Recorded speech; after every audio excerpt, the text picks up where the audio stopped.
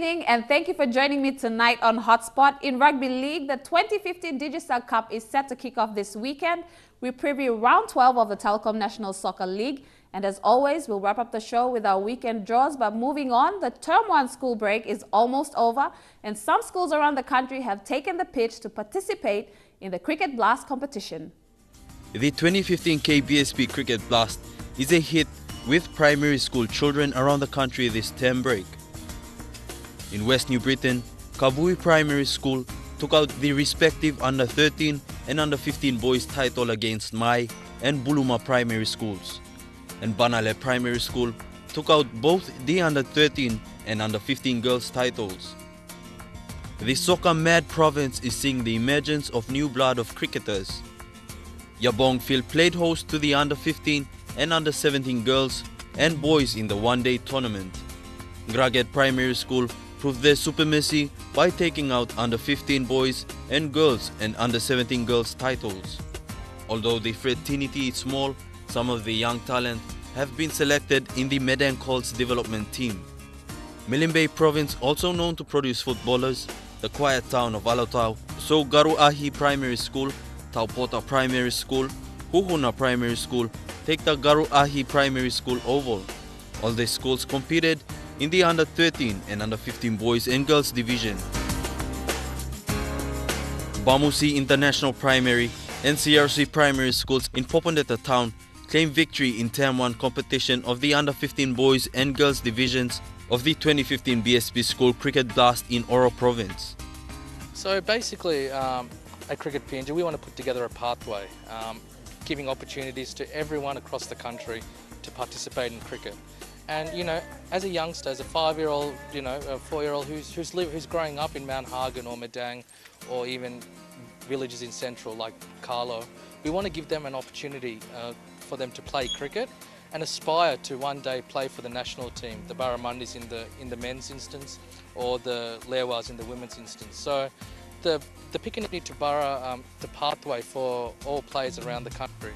So it starts off with the BSP School Cricket program, which is basically an introductory program teaching young boys and girls aged 5 to 15 around the country how to play the game of cricket, how to bat, how to bowl, how to field, using plastic equipment. And then we go up to the high schools where we bring in the Gold Nugget School Cricket Trophy, which is the hardball school cricket competition. Last year we had the competition take place in 5 weeks. We're once again looking to expand that to hopefully host it in at least 8 cities, which means that more players, more boys and girls are getting the opportunity to play cricket, hardball cricket, which, you know, in the past we missed that gap. We relied on too much of the natural talent. Everyone talks about the natural talent in Papua New Guinea and all the Pacific countries, but this is a structured program where we can identify players at a very young age that coaches such as Deepak Patel or, you know, the chairman of selectors can identify and see if they can fit into a national program. So from there, you know, there's regional competitions where, you know, the best of each region participate in a competition against the other regions within that zone. For example, we're looking at running a trans-highway competition amongst the Highlands regions. The Garamut side that went to New Zealand for the World Cup qualifiers just recently, 5 out of the 14 players that travelled came through the BSP School Cricket program and 5 of them came through the Gold Nugget School Cricket Trophy. So it shows that our development programs are working.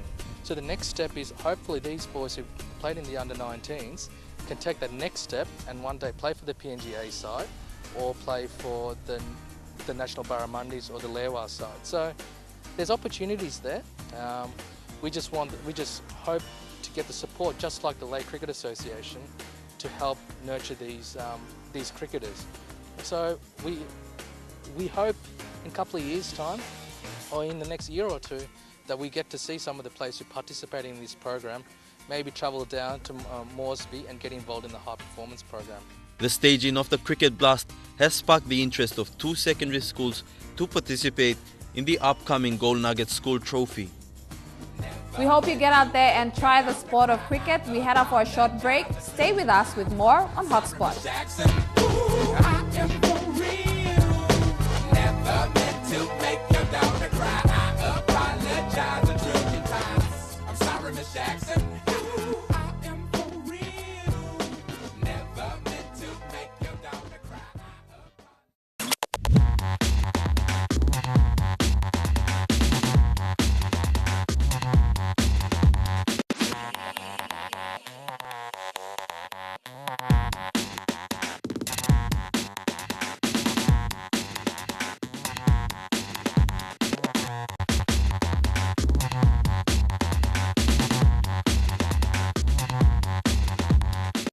Welcome back to Hotspot. The 2050 Digicel Cup is set to kick off round 1 this weekend. New kids on the block, Wagitumbe, will make their debut in front of a home crowd in Minj when they face Simbu Lions. Feel so close to you right now.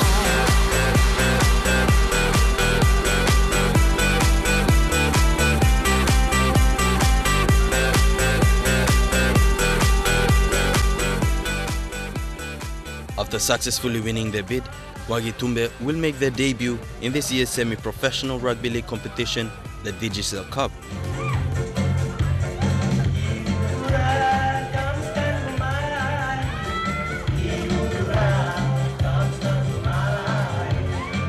While the excitement is high, their expectations are simple. 14 teams will participate in the Governors Cup back in the province. So for every single position, we have about 14 players racing for each position, so we have more than enough. We can supply some players to other competitions. Currently, we have players playing in Chimbu, Wabek, Wickman, some in Ley, so we have more than enough players. Trial matches, we're getting people about 5,000, 6,000 running into the field. So we're expecting a very big crowd on the first game. To us, basically, it's not about winning or losing this year. We don't have any very high benchmark. We've had a very successful competition over the last 2 years, local leagues and the Governors Cup. So we're pretty confident. Our local competition is quite tough because most of our players who have made their way out to other teams in the top 17 and are very competitive too. So, but there is no very high expectations. We're still at the development stages. So we'll run our teams through. But we'll be strong, we won't be weak. Debut seasons for any club in a tough competition will always raise a lot of prospects. Defending champions Hela Wigmen are no strangers. Despite losing the grand final last year, competition favourites Gurias have revamped their team with a young lineup and are adamant of retaining the title this year. Even though we have new recruits this year and we have some few experienced players, we have been training for almost 3 months now. So this year our goal is to take back the cup to this Britain.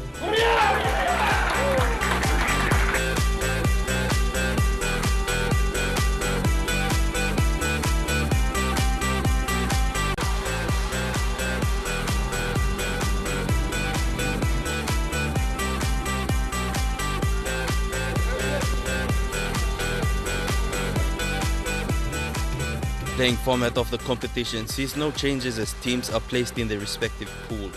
Kicking off round 1 this weekend in Kokopo, Gurias will take on Isopairs. In Goroka, Lahanis will face Snacks Tigers. Debutants Wagitumbe will hope to please the home crowd as they take on Simbu Lions in Minj. While Mendi Muruks will go up against Hagen Eagles in Mendi and Muyuks to face Wigmen in Wabeg.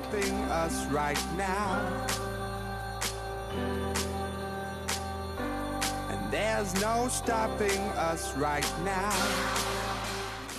We wish Wagitumbe and all the clubs competing the best in this year's Digicel Cup.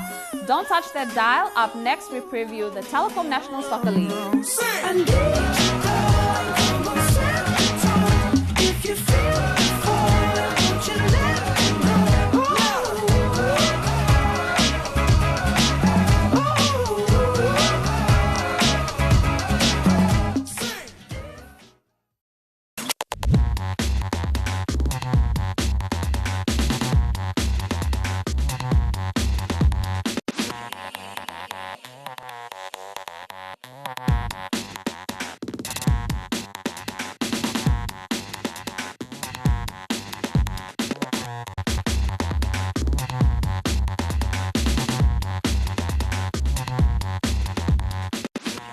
If you've just joined us, you're watching Hotspot. Last weekend at the Sir Ignatius Kilagi Stadium, Lay City Dwellers goalkeeper Ronald Morrison made his mark in this year's season when he scored a remarkable goal to cap off a 6-0 win over Oro.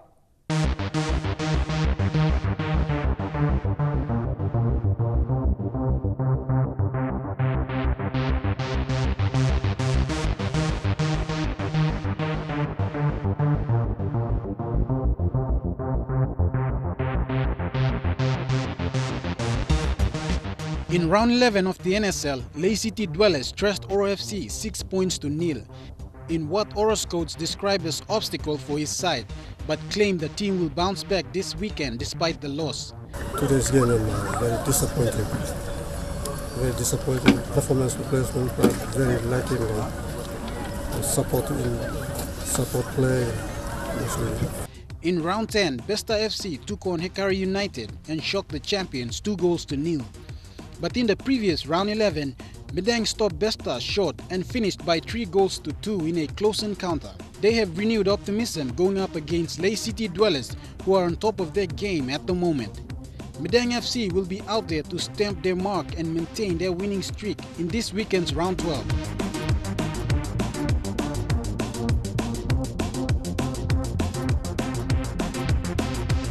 Pom FC, on the other hand, has nothing to lose despite a loss to Admiralty FC. They are looking to impress this time around. Round 12 will be a crucial round for all teams in the NSL, as the semi-finals are just around the corner. In this weekend's round 12, Port Moresby FC will take on Hekari United at CIS Bomana, here in the nation's capital. Over in Lay, the City Boys will go up against Besta United at the Sir Ignatius Kilagi Stadium. And over in Medang, Medang FC will be at home against Oro FC. Admiralty will be on a well-deserved bye after a commanding 3-0 win over Pom FC.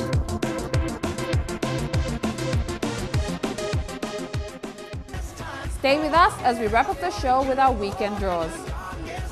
But I wonder where you were when I was almost down on my knees, and you said you had my back, so I wonder where you were. All the roads you took came back to me, so I'm following the map that leads to you.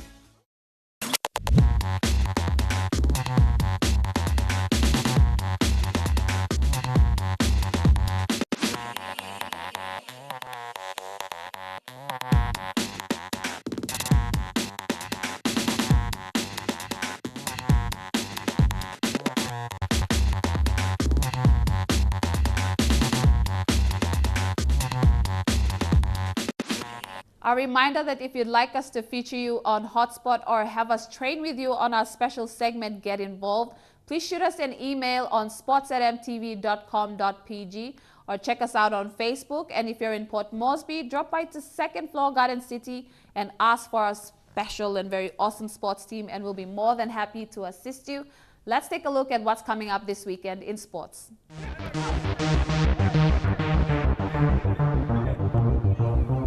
This weekend in soccer, in round 12 of the Telecom National Soccer League, FC Port Moresby will take on Hekari United FC at CIS Bomana in Port Moresby. It will be an intercity match at the Sir Ignatius Kilagi Stadium when Lay City Dwellers take on Besta PNG United. Despite being locked to a 6-0 loss in round 11, Oro have got back to the drawing board to take on Medang FC at Laiwaden Oval. Admiralty are on a bye.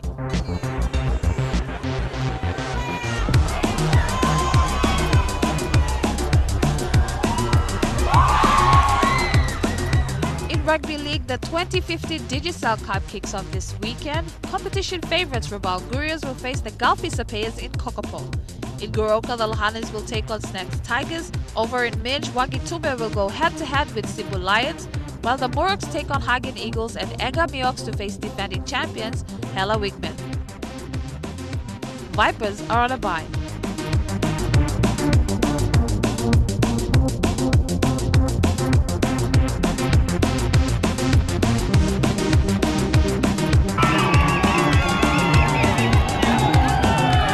It's set to be a thriller at the Colorbond Oval in Kokopo as the SP PNG Hunters will take on Mackay Cutters in round 6 of the Super Interest Cup.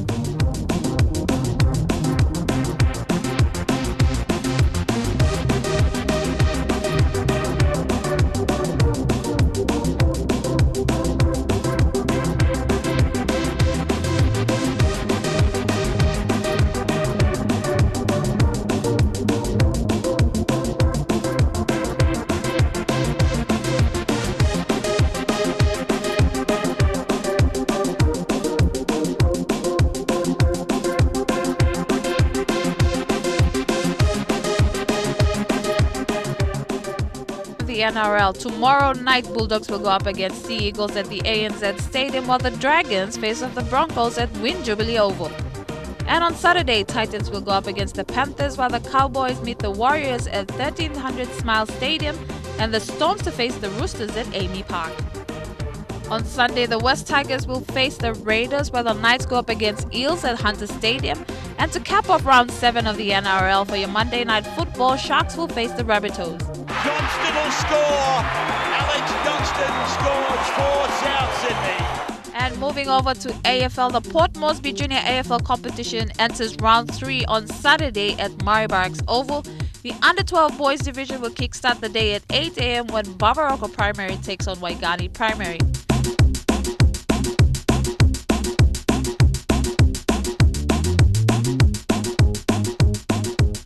The Easy Loan Port Moresby AFL competition sees round 3 of its preseason on Sunday at the UPNG Ovals.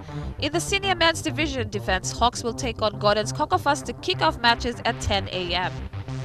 Central Bombers take on Tarama Suns at 10:30, and Garahu Magpies will face Tarama Suns in the women's match. And a suburban battle at 4 p.m. as University Tigers take on Garahu Magpies.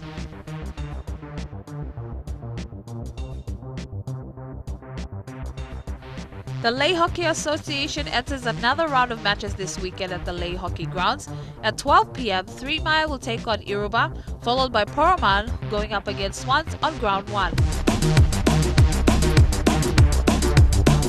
On Ground 2, Poroman will take on Wanderers, and Butibam will go up against Tablebirds at 4 p.m.